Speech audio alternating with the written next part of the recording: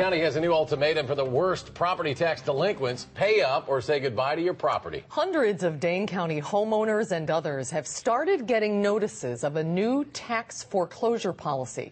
News 3's Linda Eggert is here now with the story. Linda.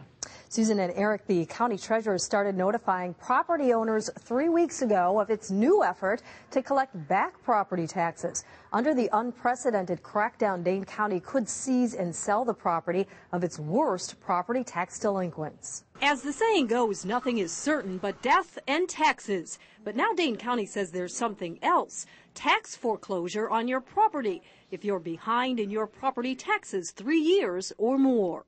If you get a certified letter from us, it's time to pay attention. Inside the office of the Dane County Treasurer, a new comprehensive initiative is underway to get chronic delinquent taxpayers to pay up. Using a state law, it starts a foreclosure proceeding similar to those filed by banks. Over the next year, hundreds of property tax delinquents will get a notice of application for tax deed.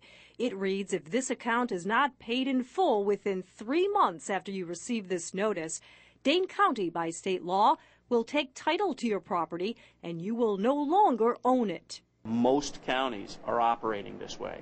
They are, as soon as it's the 3rd year, they start the tax deed process and the issues get resolved, the property taxes get paid, or the county becomes the owner of that property and sells it. The treasurer says most of those targeted are single-family homeowners, but letters will go out to anyone who owes property taxes from 2006 or earlier. The treasurer will first go after 400 taxpayers who owe more than $2,500, but eventually all such delinquents will be noticed. Technically, they now total some 650, owing $2.5 million. The county exec says the collection crackdown is necessary and fair. It's totally now $20 million.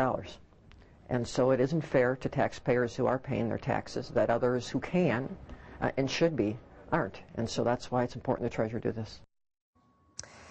And here's the problem for the county. It's seen unpaid property tax debt soar from $6.5 million 5 years ago to just over $19 million just this past month. And they are the ones, the county is rather, that has to pay all of the property tax bills no matter whether they collect it or not.